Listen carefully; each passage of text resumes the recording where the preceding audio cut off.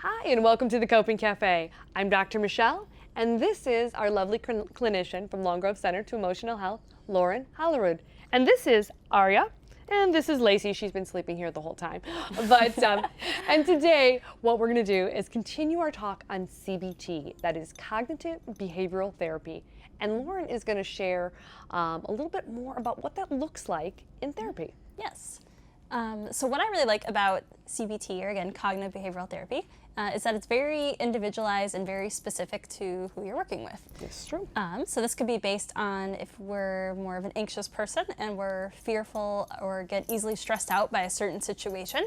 CBT can be really effective. So its goal is to kind of get us to look at our patterns, again, and how our thoughts, feelings, and behaviors are all connected.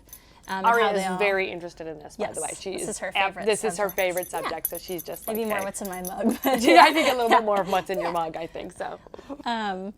But basically what we do is we get people, again, to kind of start to become aware of, in certain situations or stressors, what's actually going on. So what's happening, usually is what I ask people. So what's the situation, what's the event or the conversation, what am I thinking, what are the thoughts that are running through my head, what am I feeling about it?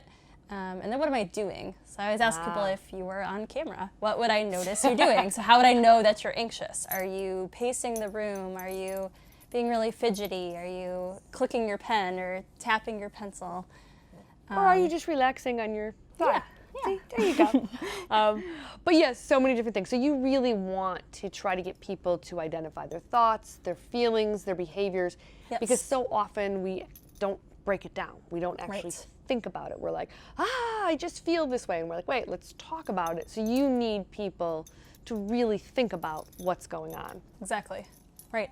And I always tell people too, if there's a pattern we keep getting stuck in, whether it's in the way we're thinking about things or the way that we're behaving and responding to stressors, the only way we can break up that cycle or that pattern is to be aware of what's happening and where we need to break that up. So that's where I like to come in and look at those patterns with you.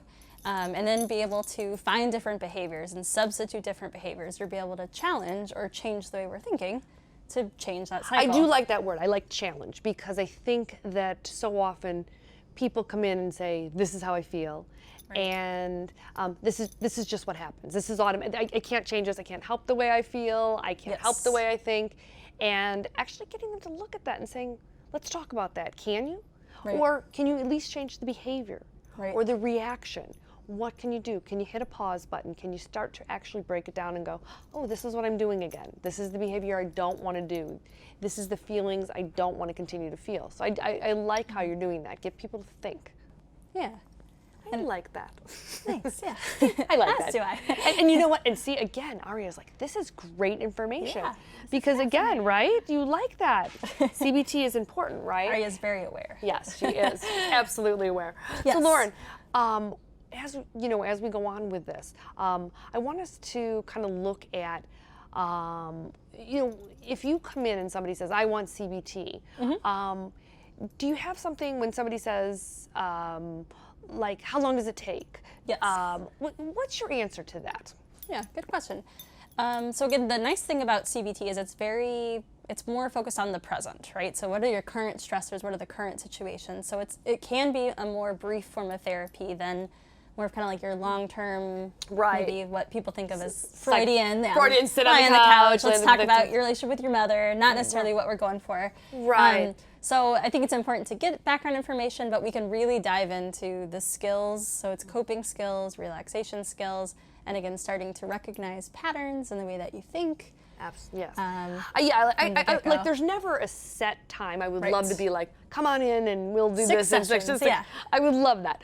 But that's not something we can do. But it is something that when you're looking at, say, like acute anxiety or, say, reactive depression or other things, it is something very useful. And again, long-term as well, but quickly, you know, as opposed to more traditional therapy, help some of the symptoms. Yes, absolutely. Oh, this was wonderful. So thank you so much for sharing today. I want everyone to join in again at the Coping Cafe. Join us live toward the second Saturday of every month.